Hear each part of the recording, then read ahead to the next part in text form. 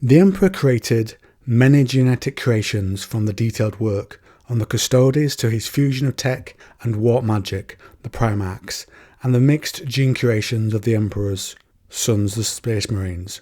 Well, what were his early experiments like? We discuss briefly LE2 and then look at his stable template for the astartes, the First Legion, the Dark Angels. So, friends, welcome to another 40k video, and let's begin. First, I can't do a video like this without mentioning LE2 in a small way. For those that don't know, he is a proto-space marine who was assigned protection of Urda, mother of the primarchs.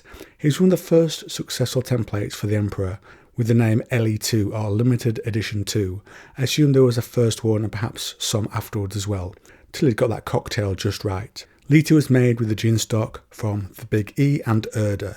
Before this, same technique was used on the primarchs, who was drawn into battle on the vengeful spirit with the Emperor and others and survived it. Now, from this experiment, these stable models, the next step onwards was the First Legion. The following is from Horus Heresy Book 9, with a little commentary from me sprinkled in.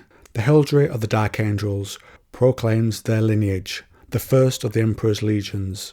But other than that simple fact, little is known of the origins of the Legion and its initial gene stock. The genesis of the Legiones Astartes as a whole is a subject shrouded in much secrecy. It is perhaps the greatest and most enduring of the Emperor's many works, and a subject scholars have been warned away from in the latter days of the Imperium. What is known with some certainty is that, of all the many breeds of these post-human warriors, the Dark Angels were conceived by the Emperor as a template for those that would follow, distilled from the gene code of the most stable of all his primarchs, and without any attempt to foster specific traits or curb the eccentricities of the stock from which they sprang. I believe it's the space wolves have a little bit of actual wolf put into their gene template, so that would be an example of those more eccentric versions. Even so, the process by which these first samples were produced was long and laborious, initiated perhaps a century or more before the end of the Wars of Unity, and consuming a vast number of test subjects to produce but a handful of stable proto-astartes. Of these initial creations, referenced in fragmentary records unearthed in the Imperial Archives as the primordial strain, almost none are known to have survived initial combat trials and surgical testing, but they form the basis from the initial cultures of the First Legion, and by merit of the refined process formulated with their creation, the other legions as well. This grand experiment exacted a bloody toll upon those territories controlled by the Emperor, for its most critical components were untainted human subjects, all within a specific range of age and physical fitness. Given the state of terror in the wake of the Wars of Old Night, its surface polluted by the twin scourges of atomic bombardment and gene phage, such subjects were limited. The initial experiments were conducted with the youth of the Emperor's conquered foes, and those purchased from the nomadic clans of slavers that abounded in the wastes of pre-Unity terror.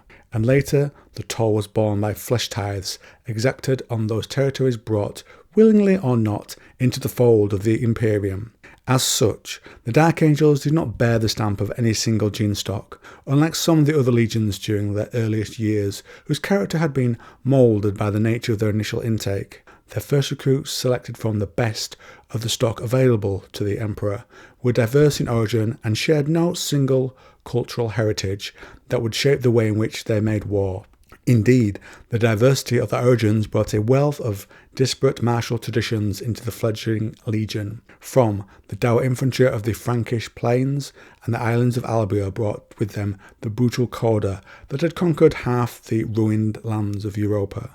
The warriors of the far Anatolic steppes, a skill at cavalry warfare, the berserkers of frozen Scandia and murderous efficiency, and from a dozen other cultures, yet more of the arts of war. The First Legion was the crucible in which all the savage lore of Old Night, all the bitter knowledge and red-handed wisdom accumulated in millennia of war, was to be distilled and fashioned into a weapon of rare potency. In those first faltering years for the grand experiment that was the Legiones Astartes, the proto-warriors of the First Legion, barely a few hundred strong, were encouraged to eschew the name of their own people and embrace a new unity, unmarked by old loyalties. often taking instead the names of heroes from the old tales that had survived the Age of Strife. In the first rolls of honour of the Legion can be found Gilgamesh, Heracles, Tarchon, Hengist, and other names imbued by time with the power of legends. So why are those names legendary? Let's go through a little lore on each. According to the Britannica, Gilgamesh was the best known of all ancient Mesopotamian heroes, or warriors as I was going to say. Numerous tales in the Akkadian language have been told about Gilgamesh, and the whole collection has been described as an odyssey, the odyssey of a king who did not want to die. In his epic, the king Enkidu and his companion seek fame and immortality. They meet creatures from other worlds and manage feats that anger the gods. Heracles, another one, is a Greek demigod. Known for his 7 labours, he was the son of Zeus and immortal. He has superhuman strength and is often depicted with a club and a worn skin of a lion, the Nemean lion if memory serves. And when I went to Rome a few years ago, there were lots of statues of that depiction. Big muscle guy, club, Nemean lion. It must be Heracles. Next, Tarchon was a leader and hero of the Tyrrhenians in Etruscan myth. He has a brother, Tyrrhenus, who he's often alongside. They were seen as the founders of the League of 12 Cities, and they have a little vibe with Romulus and Remus, supposedly the founders of Rome. Hengist, according to ebsco.com, is a figure from early British history. He's often depicted as a Germanic warrior and leader who played a pivotal role in the establishment of the Kingdom of Kent during the mid-5th century. Sources suggest that he arrived in Britain around 449 to 457 CE, invited by the British High King Vortigern amidst social chaos and invasion from various tribes. Now we know that Hengist is possibly of mixed Anglian and Jutish ancestry. Initially settled with a small force and successfully defended against the Picts, which led him to being granted land in Thanet. His exploits included significant battles against the British, resulting in his claim to kingship over Kent and the expansion of his territory.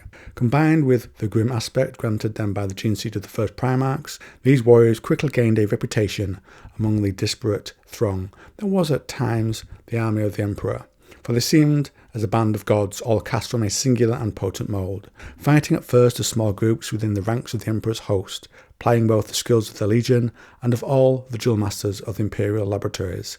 They would come to be known as the uncrowned princes or simply crowns. This was a homage both to their place in the lines of battle and the destiny bestowed upon them by their creator, the master of mankind, a title that would inspire both a sense of unity and a certain arrogance in the first Space Marines. But we do know that it would spur them to lead the way amongst the growing brotherhood of the Legiones Astartes. So those are the early days of the Emperor's Genecraft. So let me know what you think to this lore and these ideas from the early days of the Emperor's gene creation.